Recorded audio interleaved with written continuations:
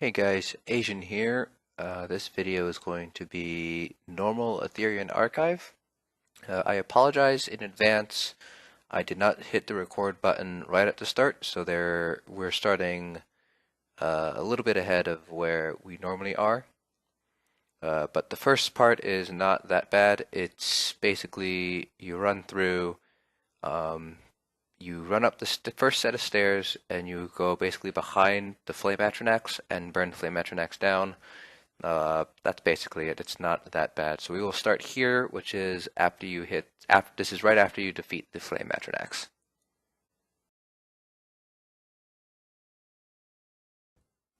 Alright, so this is the room right after the Flame Atronachs we were talking about before.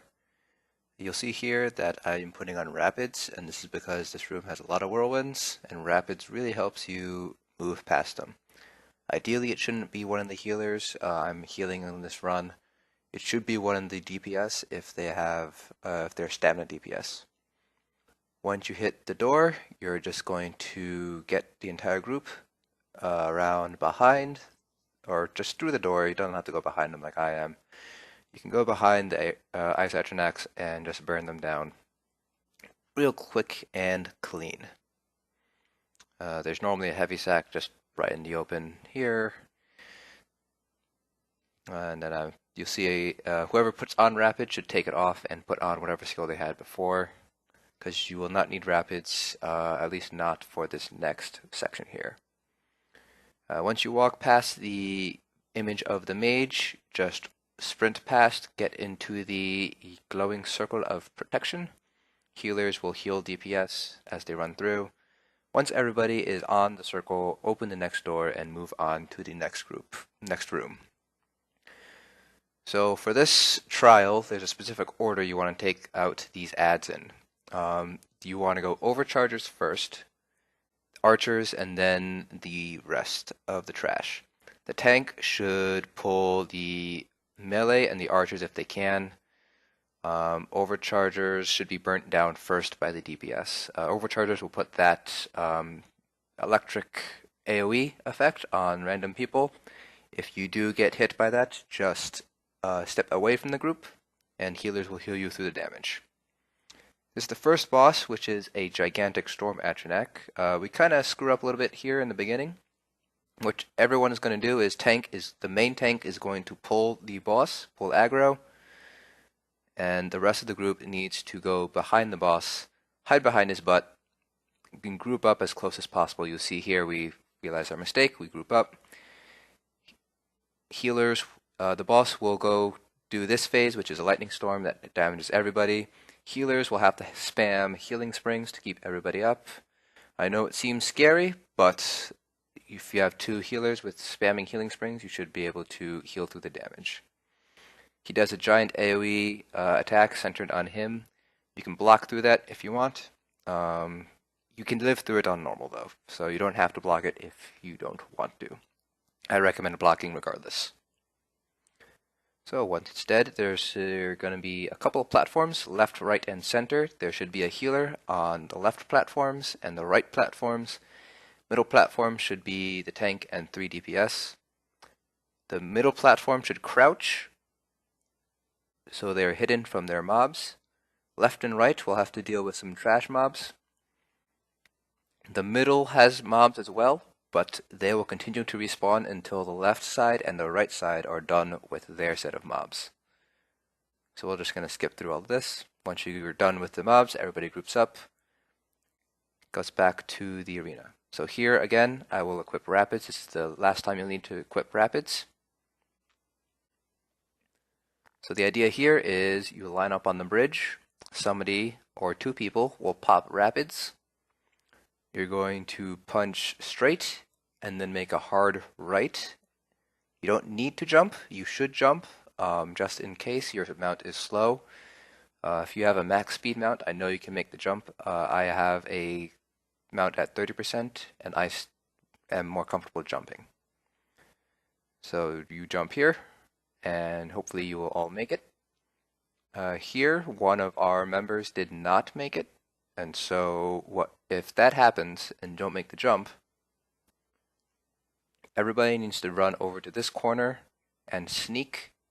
That will allow the people who did not make the jump to revive over at the Way Shrine and port back. The person who ports back will need to use Rapids to make the jump. This is the second boss, also very easy. This is basically tank takes aggro and everybody gets up to the center of the, basically right up to the boss's face and burn it down. Healers stay a little bit back, but close enough so healing springs can be spammed and everybody can stay alive. We'll also go into this rock throwing phase. You can burn through it, you don't have to block through it. If you want, you can block cast, which is basically you hold block and cast your spells through the block. You should have enough stamina, even on a full magical build, to blast through the rock throwing phase. And you can see here the boss goes down very quickly because pretty much everybody except the healers are DPSing. And you go through another set of the 3 zones again, left, middle, right. Again, middle needs to crouch and stay hidden, otherwise they will aggro the mobs. You can, if you do happen to aggro the mobs in the middle, you can kill them and leave one alive so that they don't all respawn. So you just kill all of them, leave one alive, kite around that last one. And again, left, right just has a bunch of trash mobs to deal with. And once they are all dead, then the middle mobs can be wiped and be cleaned up. And you'll see here left, we just go all the way down and just line of sight the mobs so they're all grouped together. This is a good time to go back. There's a lot of chests and sacks, so just look around there before you move on to the next boss, which is a Wisp Mother. This boss pretty much stays in the center. The one mechanic is she will split into copies and they will go stand by each the pillars. There are several strategies you can go about doing this. Again, everybody, all the DPS should group up, makes it easier for the healers with healing springs and combat prayer. Wisp Mother just does normal mechanics, so AoE. And you see here she splits into copies of herself. You're just going to burn down the copies and then focus back on the boss. So one way to do it is just split the room in half. Half goes right, half goes left. And split the pillars that way. Alternatively, you can do 2 people on each pillar. Doesn't really matter too much. The splits go down pretty quickly. And again, you see everybody should be grouped up. Makes it easier for the healer to spam healing springs and combat prayer. So we're going to move on. These are 12 platforms. Everybody just stands on one and gets teleported up to the final boss, which is right here. So you're going to have to face off against a couple of trash mobs first. Again, the order is always Overchargers first, then Archers, then the melee. Tank should pull the melees away from the group. DPS needs to burn down the Overchargers. If you have the electric AoE on you, just move away from the rest of the group. Healers will keep you up. So after the initial mob, there will be another one on the left and right. Take out the Overcharger on the left before moving on to the right. And here is the final boss, the Mage. This is why ideally you have an off tank and an on tank. The off tank will take aggro on the Mage. The main tank will move over to the platform where you first entered. At some point, the Mage will summon those 2 axes. You see them there. The main tank will taunt those axes and bring them back to where you entered the arena. One healer is dedicated to the main tank to make sure they survive from the axe attacks. The other healer just stays on the rest of the group. Again, as always, keep stacked as tightly as possible to make the healers' jobs a lot easier. At some point, around 15% execute range, the mage will desummon the axes. The axe will go away. She will slam her staff down a couple times, block through that. And she will summon this giant glowy orb.